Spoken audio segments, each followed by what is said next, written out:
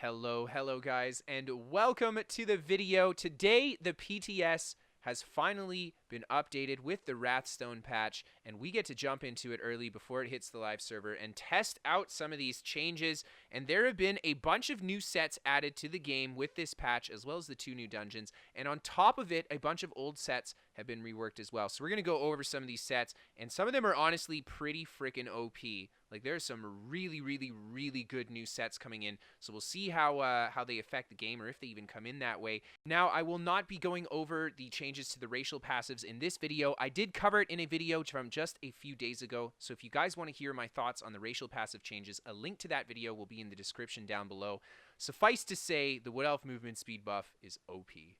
Alright guys, so with the Wrathstone DLC, we are also getting 2 new dungeons, and with these dungeons is going to come a whole bunch of new item sets, and on top of that, a lot of the PvP item sets have also been reworked. So we're going to go over each of these sets. We're going to talk about them, and I actually jumped on the PTS this morning and tested a few of them out, so I'm going to talk about my experience with some of these sets as well.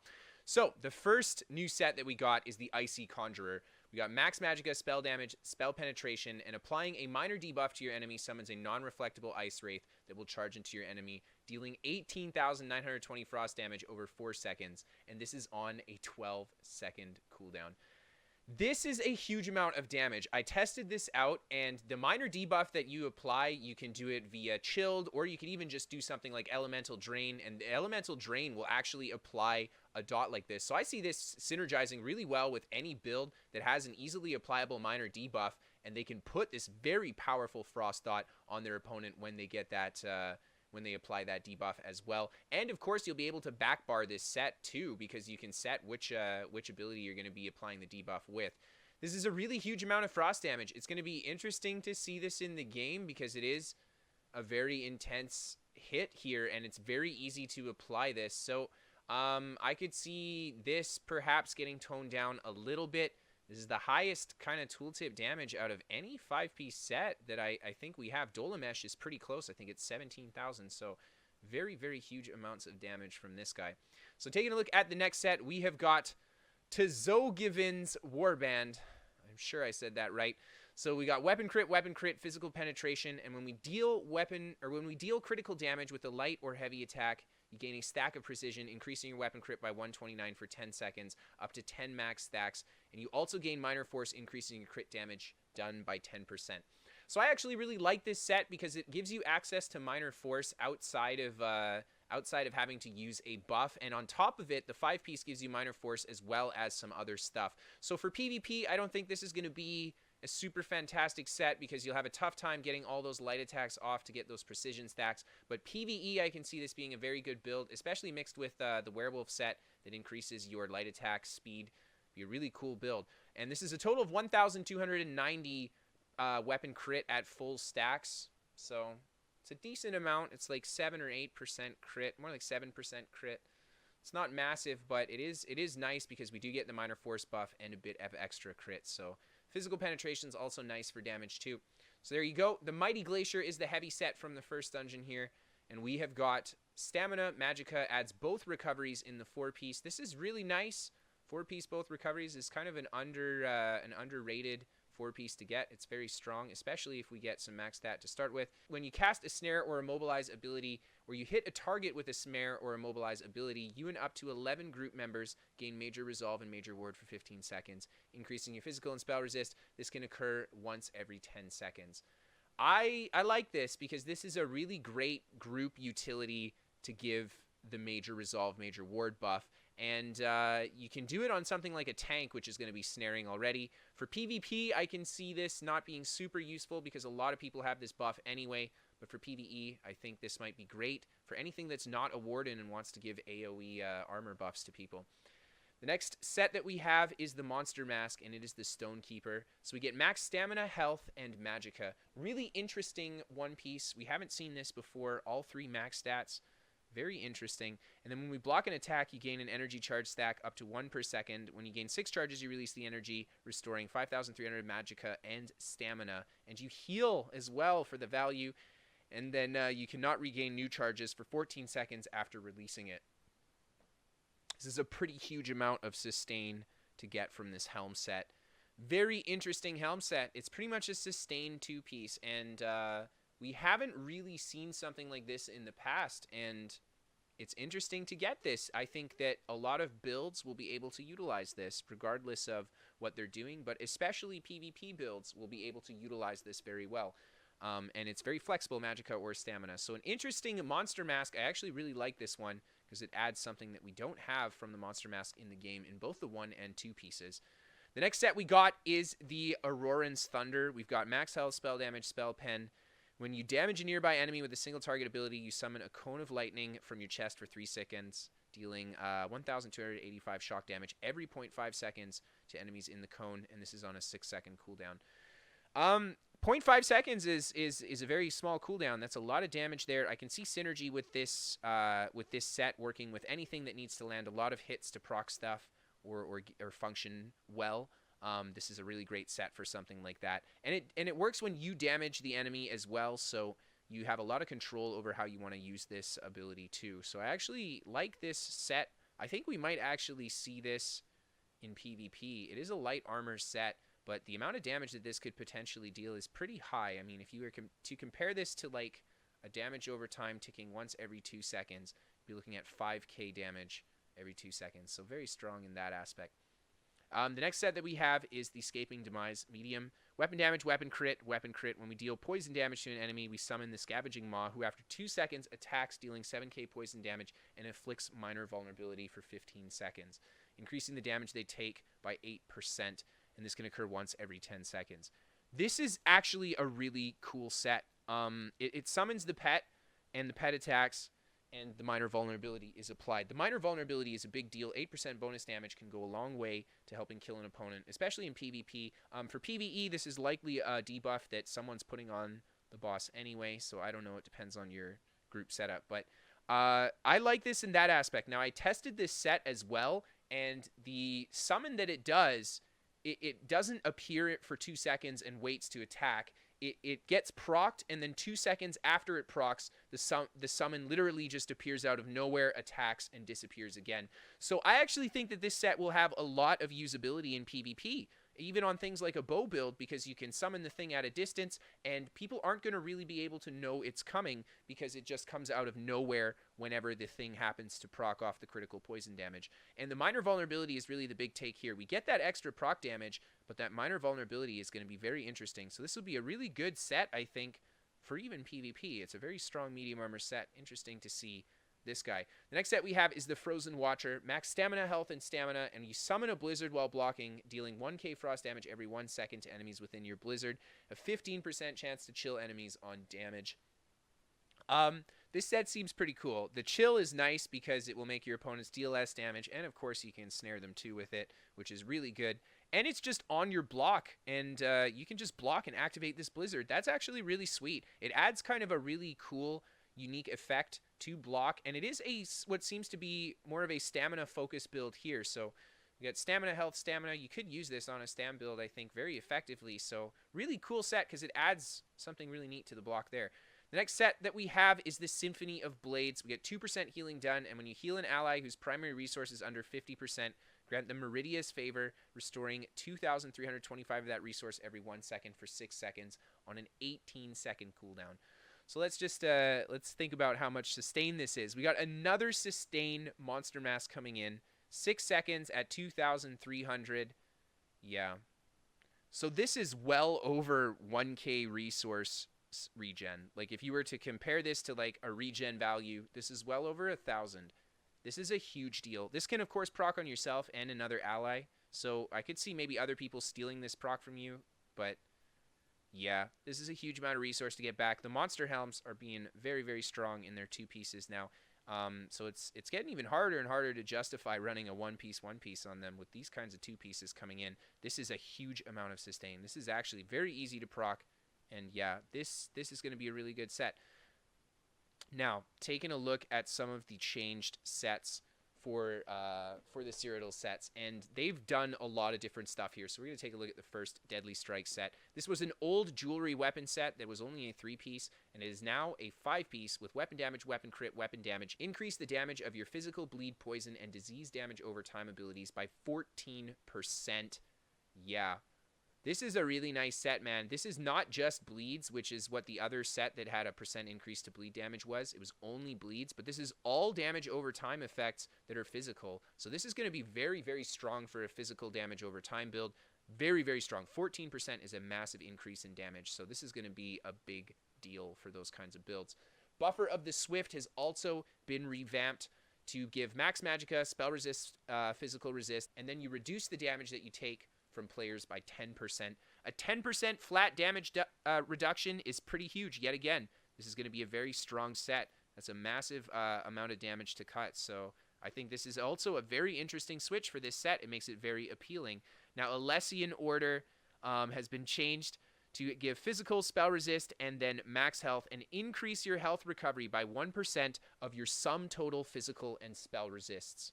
This is very strong. So the sum total, this means that if you have 30k physical and 30k spell resist, you are getting 600 health recovery from this set. That is a massive amount of health recovery to get.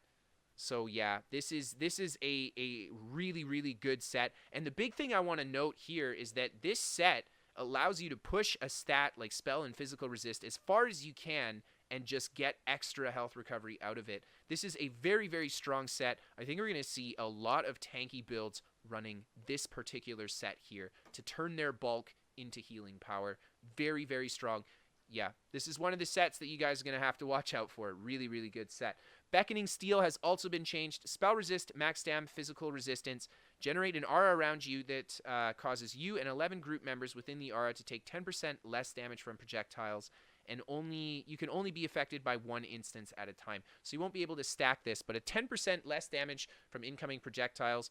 I mean, I really like it because it is a group buff, so you'll be able to give it to a lot of people.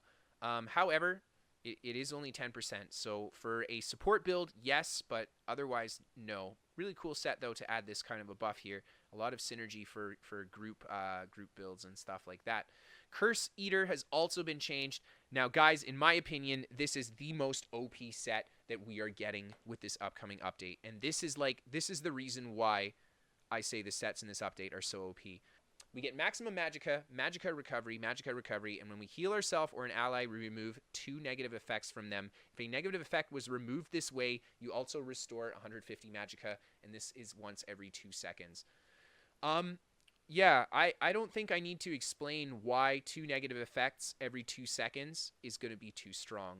You literally are going to be immune to damage over time if you have a hot on you. Not immune, but very, very, very resistant to pretty much immune against anything that is not heavily spec'd into a negative effect damage over time build. I mean, this is going to remove things like a Sorcerer's Curse instantly. You're going to see a Sorc curse you, and it's just going to be gone. This is going to remove things like Radiant Destruction instantly. I mean, this is going to remove the Defile off in cap instantly. The amount of gameplay change that this set makes for a build is incredible. And it's not only because it removes the negative effects, but it's because you don't actually have to do anything to remove it. You just have to have a heal on yourself. So if you have something like Rally Up or Mutagen, you literally will remove negative effects without even worrying about them. So if any of you guys are struggling with the dot meta, be it a magicka or stamina build, doesn't matter. This is going to be the set to run to just absolutely shut down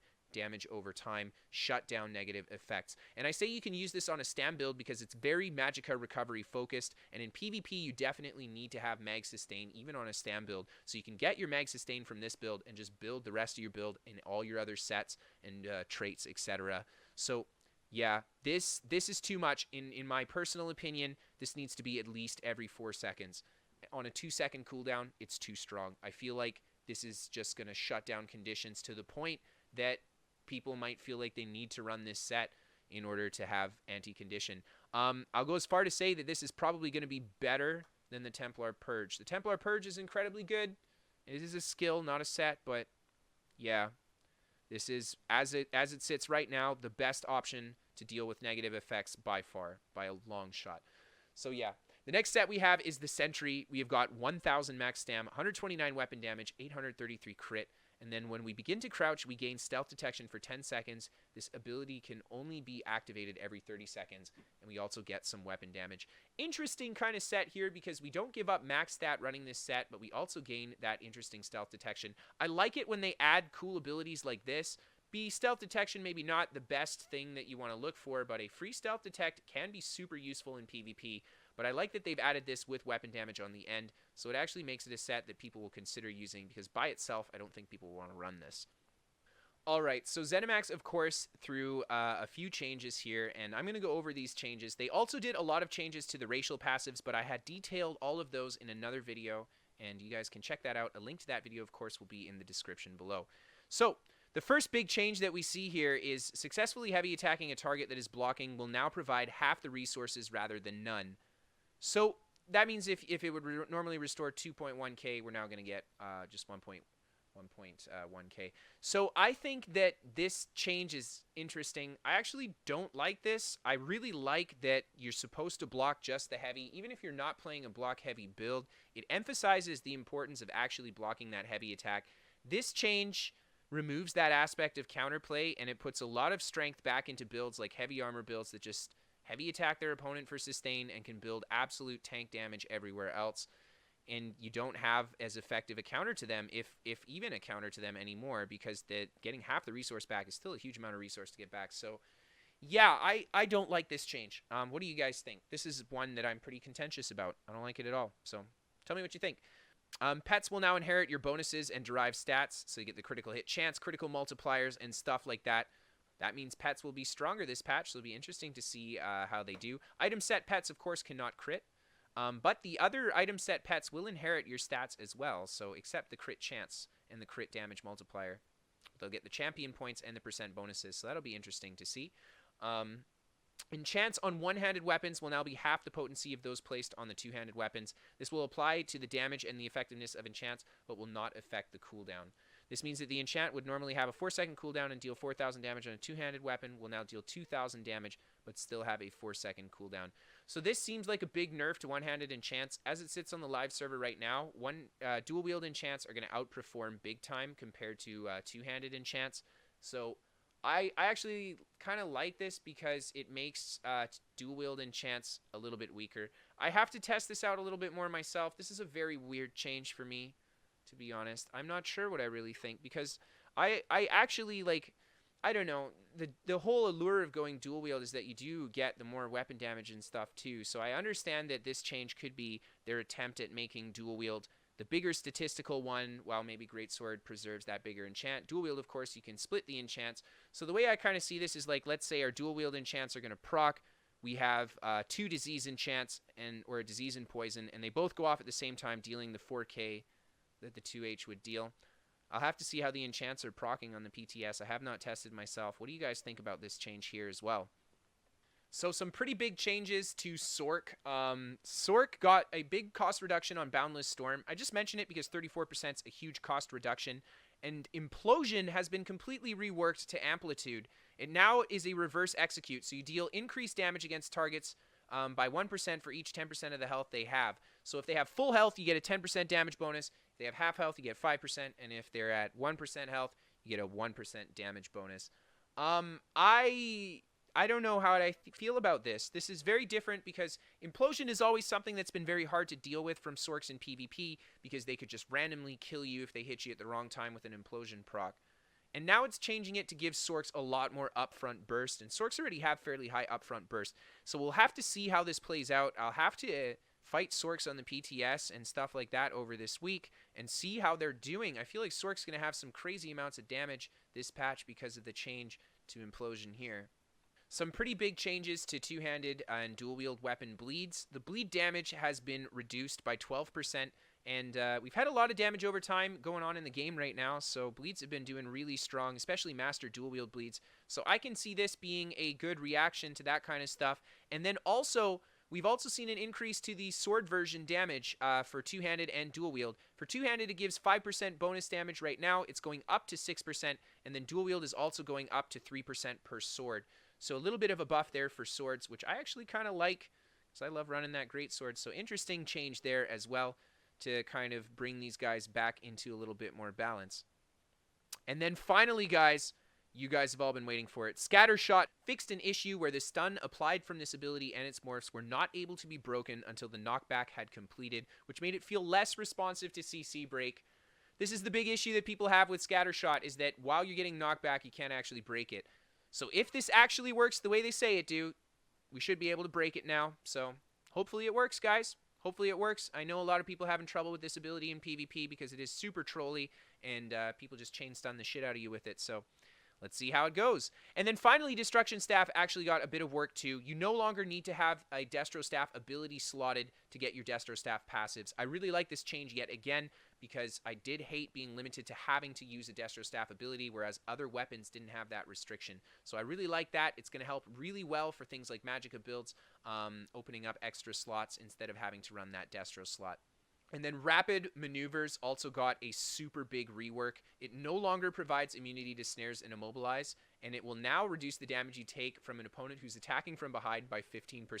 Kind of a funny buff to give to it. Pretty interesting. But the big thing I want to mention is there's no immunity to snares or immobilize. So hear me out. People are going to have different thoughts on this, but in my mind, this is a nerf to group gameplay and a buff to solo gameplay. And this is the first time we've really seen something like this in patch notes for quite some time.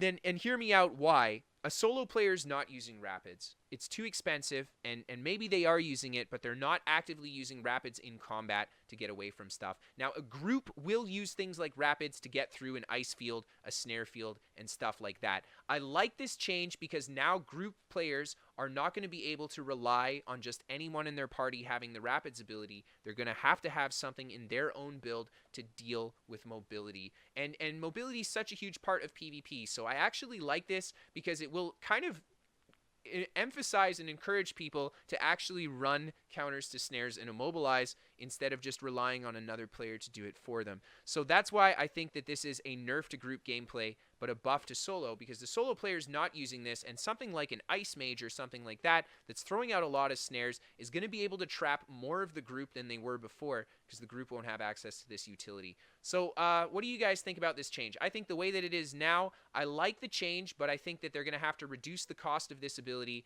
in order for people to actually use it now. If it's as expensive as it is now and only gives the Expedition and the Defense from Behind buff, I don't think that people are going to keep using it. I think they're going to have to make it a little cheaper. So let me know what you guys think about that one. Alright guys, and ZeniMax also has a huge slew of racial changes coming with this patch, but I mentioned them all in a separate video. I will link that in the description below, so if you guys want to hear my thoughts on these racial changes, they're pretty in-depth, so I'll give you a link to that video. Thank you guys so much for tuning in. Hit that like button if you like this video. Hit that subscribe button if you're new here. And if you guys want to see me live or come hang out on Twitch, you guys can always check out my Twitch channel. Link to that, of course, is in the description. If you guys get crappy ping to ESO or any of your other favorite games, we are sponsored by What the Fast. They're a VPN for gamers. So if you want to try them out, they're free to try. And link in the description to that bad boy as well. And then finally, we feature community content. If you guys want to send in top 5s, be it top 5 clips or anything like that, or even send in a build to be featured, you can send it to KristoferESO@hotmail.com, and hopefully I like it. So thank you guys so much. Hope you enjoyed, and I will see you next time.